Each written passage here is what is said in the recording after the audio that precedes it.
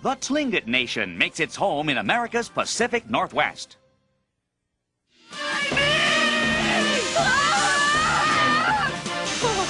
Did we live? Now we've got her!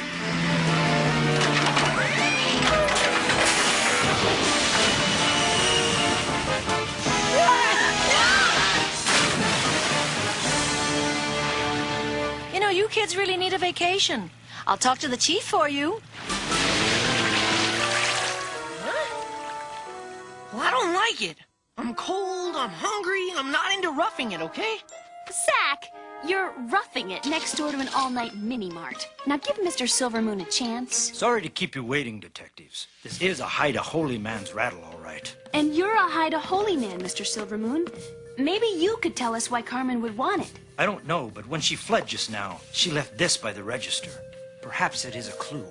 A carved raven? I wonder what it means. Oh, Mr. Raven here was a trickster, all right. Like this friend of yours, Carmen Sandiego. There is one story where a great chief claimed the sun and moon all for himself and hid them in a chest within his home. So now darkness covered the land all day and night. But Raven, who then was a white bird, knew the chief loved his grandchild more than anything and spoiled him terribly. So Raven scooped the child out of its skin and took over the baby's identity. Raven was then given everything imaginable by his overindulgent grandfather. But one day, nothing could bring a smile to Raven's face. So like all grandfathers, anxious to please and to make the child happy, the great chief took out his finest treasure, a box containing the sun and the moon. Raven accepted the great gift from the chief, seized it, and flew out the smoke hole of the house. At that moment, daylight burst upon the world, thanks to Raven, the trickster, who ever after was a blackbird because of the soot from the great chief's chimney. That's the ending? No explosions? No Terminator? Just daylight and a white bird turned black? That's it, Zach. The old stories handed down in my nation have traditionally been about animals, trees, and mountains. The world my ancestors saw around them every day. Billy, what's up? Yes, Ivy. Carmen just showed up here at the Anasazi Cliff Dwellings. If you hurry, we can nail her. We're blazing! Billy, keep her in sight. Player, C5 us to the Anasazi Cliff Dwellings in Mesa Verde, Colorado. Wait, don't you want to take the Raven? Huh. This is very bad.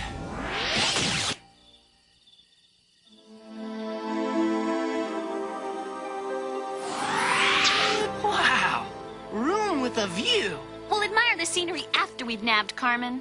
Sorry, I've already got what I came for, detectives. Now I'm off to steal the sun.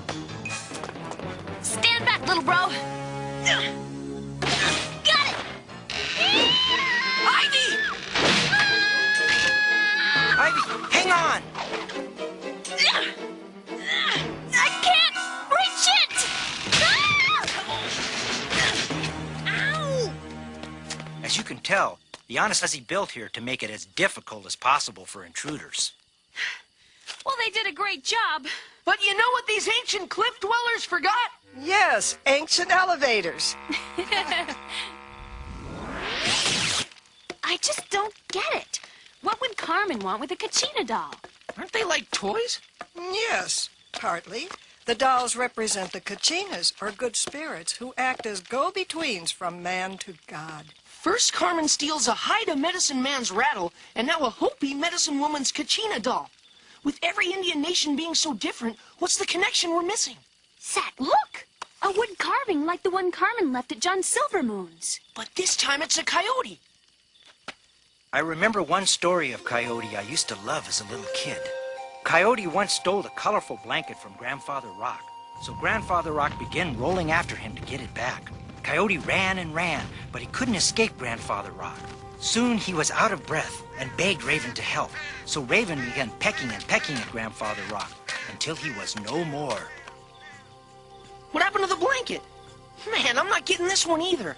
My ancestors told this story of the rolling boulder to explain the sound of thunder to their children. Oh, yeah. Don't sweat it, Zach. The more time we spend on this case, the closer we'll get to figuring out what Carmen's up to, and the more we'll probably understand these native myths. Billy, I must go. If you leave on this case with your friends, collect the Kachina dolls. I'll see you back at home. Grandma, are you okay? I'm fine. I cannot explain right now. Take the cellular phone and I will call you if I need you.